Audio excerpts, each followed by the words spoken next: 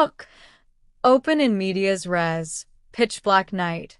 Howling winds. A lone woman, Alara, 30s, sharp-witted London curator, stumbles through knee-deep fog on the moors, her flashlight flickering.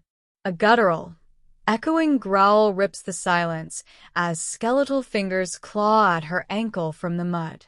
She screams, yanking free, and bolts toward a distant manor light, cut to black with ragged breathing.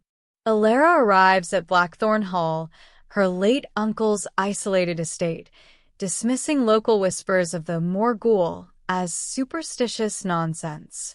As she unpacks dusty journals revealing a 17th-century famine where her ancestors hoarded food, leading to a villager's cannibalistic curse, faint scratching echoes from the walls. She laughs it off, but a shadow darts past her window, her first glimpse of elongated, emaciated limbs in the mist. Tension mounts as she finds a hidden locket with a shriveled finger inside, whispering her name. And on her locking the door, heart pounding as the growl returns closer.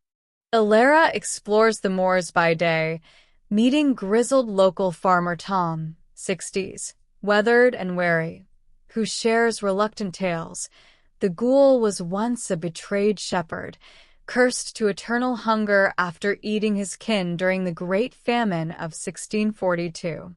It don't just eat flesh, it craves the greed in your soul, he warns, showing scars from a close call. Skeptical, Alara ventures deeper, photographing ancient barrows. Night falls, hallucinations begin, meals rotting in her mouth, mirrors reflecting her face hollowing out. She hears footsteps circling the house, finds half-eaten livestock strung from trees like grim ornaments. A frantic call to her city friend cuts static with a distorted voice mimicking her laughter. Climax. In the attic, she uncovers a family ledger detailing the curse's invocation, and the ghoul's silhouette presses against the fogged glass, its deer-like antlers scraping, eyes glowing with insatiable yellow hunger. She barricades herself, but the door creaks inward. Desperation drives Alara to Tom's isolated cottage for shelter. Over stew, which tastes like ash to her, he reveals the ghoul's weakness, a ritual reversal using the ancestors' bloodline at the Devil's Ring stone circle. But the moors come alive, mists thicken unnaturally, paths loop endlessly. Alara glimpses villagers' ghosts, bloated from starvation, pointing accusingly. The ghoul strikes. It ambushes Tom in a brutal, shadowy sequence, ripping into him with jagged teeth, his screams echoing as Alara flees, blood-smeared and pursued through gnarled heather. She collapses at the stone circle, carving her palm with a shard of flint as per the journal. The creature circles, whispering temptations of forbidden feasts from her past guilts, an embezzled artifact from work. And with her chanting the incomplete ritual, the ghoul lunging, fangs inches from her throat, as thunder cracks.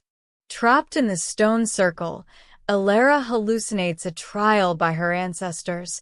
Spectral figures force her to relive their hoarding, the shepherd's agony, his transformation into the ghoul, skin stretching over bones, voice a perpetual wail of betrayal.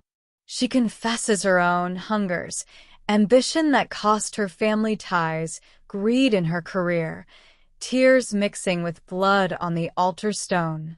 The ghoul materializes fully, 10 feet tall, formatted and frost-rimed, antlers twisted like barren trees, mouth a cavern of endless night exhaling freezing breath that withers flesh.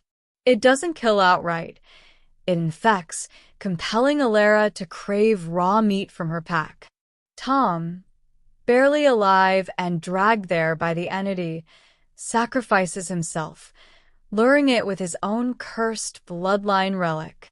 In a frenzy of gore, Alara completes the ritual chant, but the ghoul's claws rake her side, planting seeds of madness.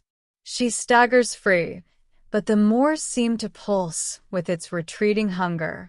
Dawn breaks weakly as Alara limps back to Blackthorn Hall, wounds festering with unnatural frostbite. She burns the journals, believing the curse broken, until she catches her reflection, eyes yellowing, fingers elongating. Flashbacks intercut, the ghoul's origin merging with her memories, revealing the curse transfers to the greediest heir. In a final, heart-stopping chase, the ghoul, now wearing Tom's flayed face, corners her on the roof amid a blizzard.